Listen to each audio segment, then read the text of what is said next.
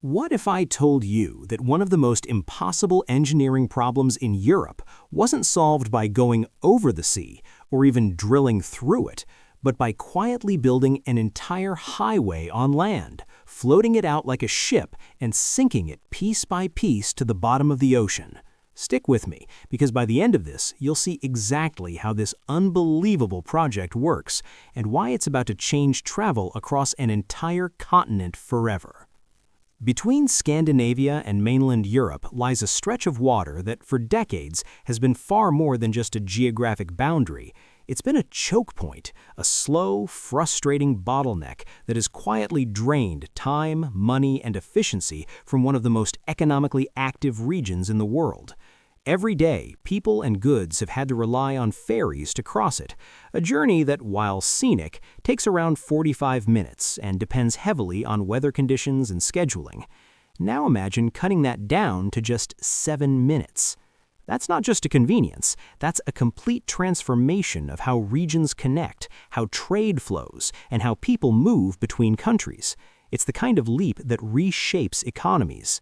And for years, engineers and planners knew exactly what they wanted: a direct, high-speed connection carrying both cars and trains across this stretch of water. The vision was clear. The challenge was how to make it real. At first, the solution seemed obvious. If there's water in the way, you build a bridge. It's the most intuitive approach, and it's worked countless times around the world. Engineers drafted designs for a massive structure that would stretch across the strait, a record-breaking bridge that would stand as both a functional link and a symbol of human ingenuity. But the sea had other plans.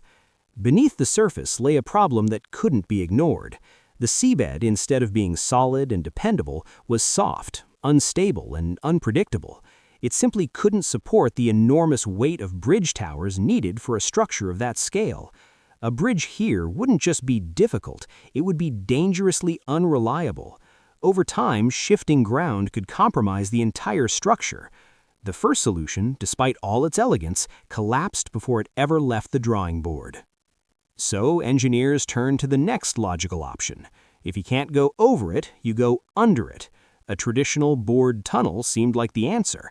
Massive tunnel boring machines, some of the largest ever conceived, would drill their way beneath the seabed, carving out a path for trains and vehicles. But once again, the geology fought back. The ground wasn't just soft, it was chaotic. Layers of clay were scattered with huge, unpredictable boulders. For tunnel boring machines, this is a nightmare scenario. These machines are designed for consistency. When they encounter something drastically harder than the surrounding material, it can damage or even destroy their cutting heads. A single massive boulder could halt the entire operation, trapping the machine deep underground with no practical way to recover it. Two different approaches, years of planning, billions invested in development, and both defeated before construction could even begin. At that point, the crossing seemed almost impossible, a problem without a solution, a gap that would remain a gap. But sometimes the answer isn't about choosing between existing options. Sometimes it means rethinking the problem entirely. If you can't go over it and you can't go through it, then maybe you don't do either. Instead, you build the tunnel somewhere else, on land. Far from the water, a massive facility began to take shape. Not a typical construction site, but something closer to a manufacturing plant. Except instead of producing cars or machinery, it would produce something far more ambitious. It would build an entire tunnel, one enormous section at a time. Each section would be colossal.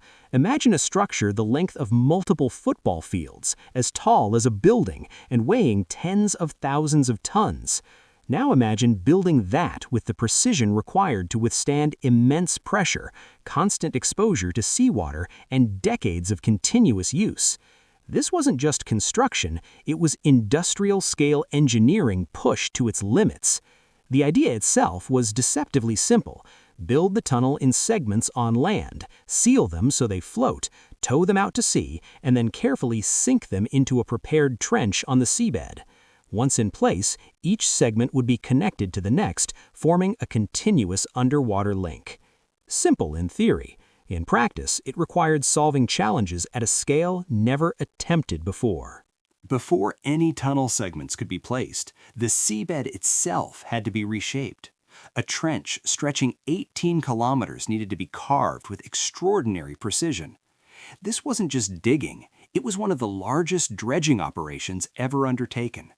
Specialized vessels worked continuously, day and night, removing vast amounts of sand, clay, and rock, carefully shaping the ocean floor to exact specifications.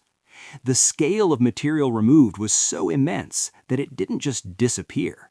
It was repurposed to create entirely new land, hundreds of hectares of it, reshaping coastlines and extending the project's impact far beyond the tunnel itself. What began as excavation became transformation. Once the trench was formed, it couldn't simply be left as is. The base had to be perfectly stable. A carefully leveled layer of gravel was laid down using advanced GPS-guided equipment operating far below the surface. Every centimeter mattered. Even the slightest unevenness could compromise the alignment of the tunnel sections later on. While all of this was happening at sea, the factory on land was entering full production. Each tunnel segment began as a dense framework of reinforced steel. Thousands of tons of rebar were arranged into a precise structure, forming the skeleton that would give the concrete its strength. This internal framework wasn't just important, it was essential. It ensured that each segment could withstand immense pressure, shifting forces, and decades of use beneath the sea. Once the steel skeleton was complete, massive molds were assembled around it. Then came one of the most intense phases of the entire process, the concrete pour. For 72 hours straight, concrete flowed continuously into the mold. There could be no interruptions. Even a brief pause could create weak points inside the structure. And this wasn't ordinary concrete. It was a specially engineered mix designed to resist corrosion from salt water while carefully controlling the heat generated during curing. Too much heat and the concrete could crack from within, and if that happened, the entire segment, despite weeks of work, would be unusable. After weeks of curing, the molds were removed, revealing a single solid structure, a massive hollow segment that would eventually become part of the tunnel. But even then, the work was far from over. Inside each segment, multiple passageways were constructed, 2 lanes for road traffic in each direction, 2 tracks for high-speed trains, and beneath them a dedicated corridor for maintenance and emergency access. This wasn't just a tunnel, it was a complete multi-layered transportation system built into a single structure. Every detail was checked, every surface scanned, every measurement verified. Precision wasn't optional, it was the foundation of everything. At the ends of each segment, enormous rubber gaskets were installed.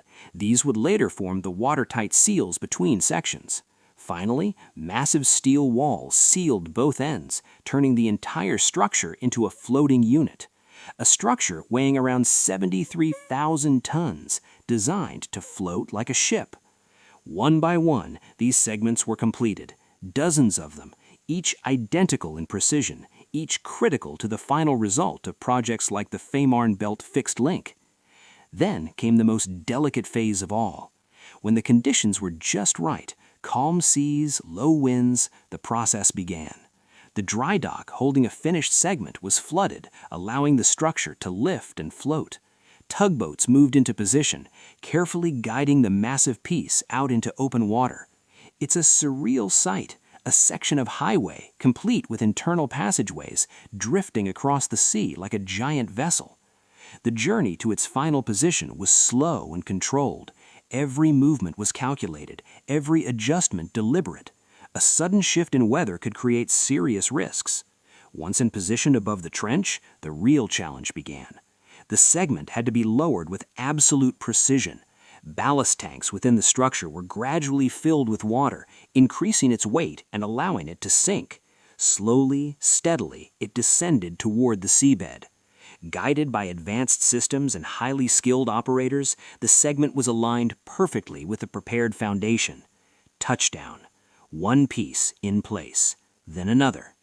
But placing them side by side wasn't enough. They had to be connected, sealed so completely that not a single drop of water could enter. To achieve this, powerful hydraulic systems pulled the segments together. As they met, the rubber gasket between them compressed, forming an initial seal. Water trapped between the segments was pumped out, and the pressure of the surrounding sea forced them even tighter together, creating a bond that would hold for decades. Then the internal barriers were removed, and for the first time, the passageways connected. This process repeated again and again. Each segment added to the growing tunnel, extending it kilometer by kilometer beneath the sea. Specialized divers worked in extreme conditions, handling tasks that machines couldn't. Living in high-pressure environments for weeks at a time, they ensured every connection was flawless, every seal secure. After years of relentless effort, the final segment was placed. For the first time, a continuous tunnel stretched across the seabed. But even then, the project wasn't finished. The entire structure was buried beneath layers of material, protecting it from anchors, currents, and the natural forces of the sea. Gradually, the seabed returned to its natural appearance, hiding the massive structure beneath as if it had always been there. Inside, water was pumped out, transforming the submerged structure into a usable space. Systems were installed: lighting, ventilation, safety controls, all connected to a central monitoring network that would oversee every aspect of the tunnel's operation. After more than a decade of planning and construction, the vision was finally complete. What was once a 45-minute ferry journey became a seamless connection, a drive that takes minutes, a train ride that feels almost effortless compared to what came before.